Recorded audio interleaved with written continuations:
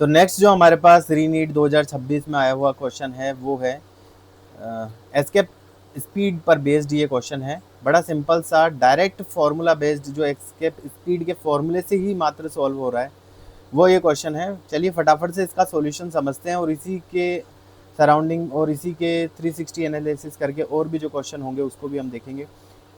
To planets P1 and P2, हमारे पास जो है टू प्लैनेट्स हैं, एक प्लैनेट को P1 कह रहे हैं, दूसरे प्लैनेट को हम P2 कह रहे हैं। तो दो प्लैनेट हमारे पास है जिनके इक्वल विद इक्वल मासेस, जिनके जो मास है दोनों के इक्वल है। हैविंग रेडियस R1 R2, दोनों की रेडियस R1 R2 है और R1 R2 में रिलेशन भी हमको दे रखा है R2 इज इक्वल टू है R1/2। The escape speed of planet P1 P2 की जो है वो V1 और V2 है। तो इन्हीं का जो रेशियो हमसे पूछा गया V2 और V1 का, ये चीज़ हमें बतानी है। तो हम जानते हैं एस्केप स्पीड का जो फॉर्मूला होता है वो होता है रूट में 2gm/R, या फिर हम इस फॉर्मूले को काम में लेते हैं 2gr, जो भी रेडियस होती है तो 2gr या कैपिटल R, जो इस तरह से जो है हम इस फॉर्मूले को काम में लेते हैं, जहाँ g जो है ग्रेविटेशनल एक्सेलरेशन होता है जो कि अर्थ के लिए है, और वो जो है कैलकुलेट हुआ है gm/R से। इस g की जो वैल्यू है gm/R स्क्वायर से कैलकुलेटेड है। तो जब हम इससे कैलकुलेट करते हैं तो वहाँ पर अर्थ का मास और अर्थ की रेडियस हम रखते हैं, जबकि यहाँ इस प्लेनेट वाले क्वेश्चन में जो दोनों प्लेनेट की जो रेडियस है वो अलग अलग है, तो इनका जो ग्रेविटेशनल एक्सेलरेशन स्मॉल g होगा वो भी अलग अलग होगा। तो हम इस फॉर्मूले में स्मॉल g की बजाय ये वाला टर्म्स यूज़ करेंगे, कैपिटल G कैपिटल M, जो मास और रेडियस पे डिपेंडेंट है। तो हम ये वाला फॉर्मूला जो है यहाँ पर यूज़ करेंगे और इनके वेलोसिटी का रेशो फाइंड करेंगे। पहले प्लेनेट की वेलोसिटी V1 हम देखें, V1 अगर है, दूसरे की V2 है, तो हम यहाँ डायरेक्टली इसको सॉल्व करते हैं। V2/V1 हमें निकालना है क्वेश्चन के अकॉर्डिंग।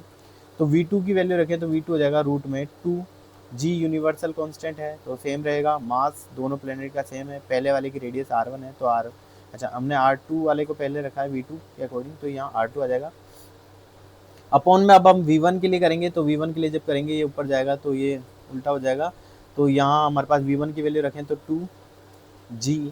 अब V1 पहले प्लेनेट का दोनों का मास तो सेम है तो m सेम है, रेडियस इसकी अलग है R1, तो R1 आ जाएगा। तो इस तरह से हम देखें तो यहाँ हमारे पास V2/V1 जो है उसकी वैल्यू हमारे पास निकल करके आ जाएगी, 2gm से 2gm कैंसिल हो जाएगा, रूट में R1/R2। यहाँ से हम R1 R2 की वैल्यू को रख दें, तो R2 की वैल्यू को अगर हम R1 की रख दें या फिर, तो R1 की वैल्यू को रखें तो 2R2 है और अपॉन में R2 है, R2 से R2 कैंसिल हो जाएगा, रूट 2 यहाँ पर आ जाएगा। तो जो दोनों का रेशो है वो हमारे पास रूट 2 निकल करके आ जाता है। तो इस तरह से सिंपली जो हमारे पास ये फॉर्मूला था कि V इजिकल टू होता है रूट में 2gm/R, वहाँ से हमने कैलकुलेट कर लिया। हम देख रहे हैं कि इस तरह से भी हम देख सकते हैं कि भाई वेलोसिटी जो है वो केवल और केवल रूट R पर डिपेंड, रेडियस के जो है रूट के एंटी प्रोपोर्शनल है। तो यहाँ से भी हम निकाल सकते थे कि भाई V2/V1 क्या होगा। ध्यान देने वाली बात है, हमसे V2 और V1 पूछा गया है, कई बार हम इसे भी जल्दबाजी में V1/V2 ना निकाल दें, तब इसका आंसर 1/√2 भी हो सकता है, जो कि ऑप्शन नंबर 1 में कंफ्यूज करने के लिए दिया गया है।